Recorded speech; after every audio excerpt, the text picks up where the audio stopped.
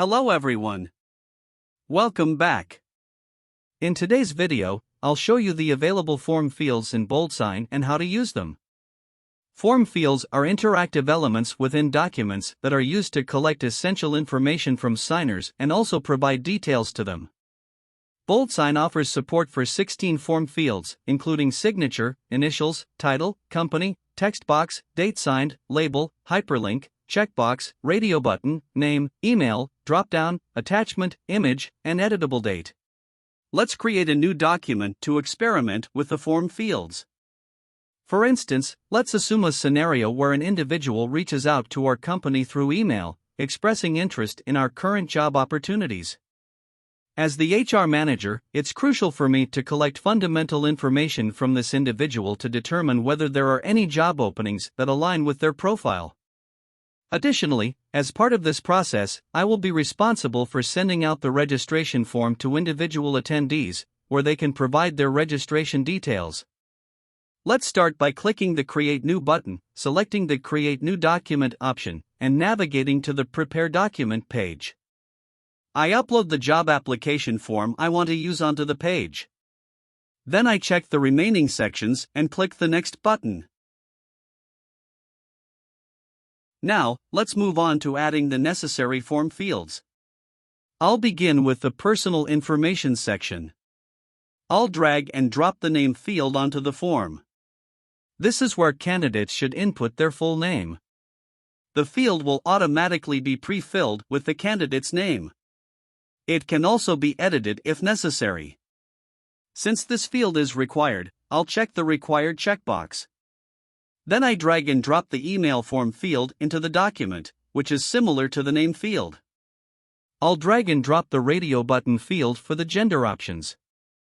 I assign Radio Child 1 for the male, and Radio Child 2 for the female. Candidates can effortlessly select their gender.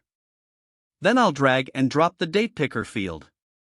This lets candidates easily select their date of birth from a calendar interface. Similarly, I'll drag and drop the text box fields for the contact information, like phone number and address options. In the phone number text box settings, I choose the Only Numbers option from the drop-down menu in the Validation section. This validates the phone number text box to enter only numbers. I can also customize the font if needed. Candidates can fill in their contact details, including phone number and address. Next, I'll drag and drop the drop-down field for the Education Background option. In the drop-down options, I add options like UG, PG, and others. This allows the candidates to select their education qualifications. Next, I'll drag and drop an attachment field to the document. I enter the CV attachment as the title and select PDF in the Accept Only section. Thus, the candidate can only upload the PDF documents. This field and the image field almost function similarly, where image field accepts only image files to attach. We can use the title and company fields to collect the job title and company name in the form respectively. We can use the hyperlink field to direct the signers to the specific information webpage or document for any specific guidelines. I add this for linking the CubeFlakes terms and conditions.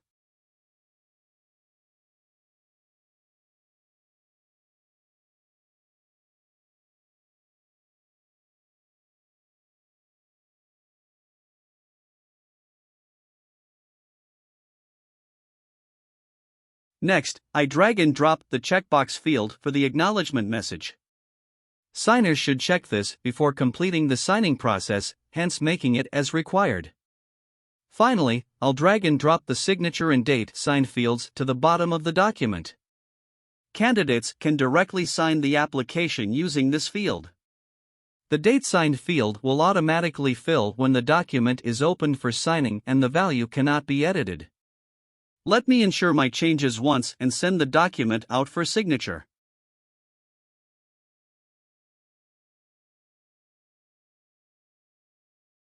Next, let's switch to the signer's side and see how to sign a document by filling the required values in the form fields.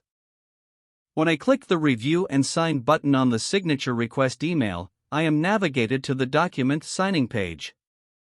I focus on the form fields. The name, email, and date signed fields are automatically populated. I select the radio button for the mail option in the gender section and choose a date from the calendar in the date picker field.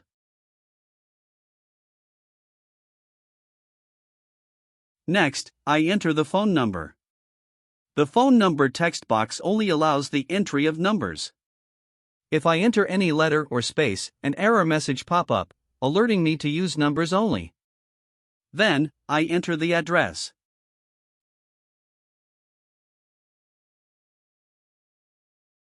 Next, I select the UG option from the drop-down field as my education qualification and attach my CV file in form of PDF as instructed. If I click on the hyperlink field, I will be redirected to the CubeFlakes Terms and Conditions page. Then I check the checkbox to agree, and I enter my signature. Thus, I complete the signing process by clicking the Complete Signing button. This is how the form fields can be used for any other scenarios. If you found this video useful, don't forget to hit the like button and subscribe. Thank you for watching and stay tuned to our channel for more BoldSign tutorial videos.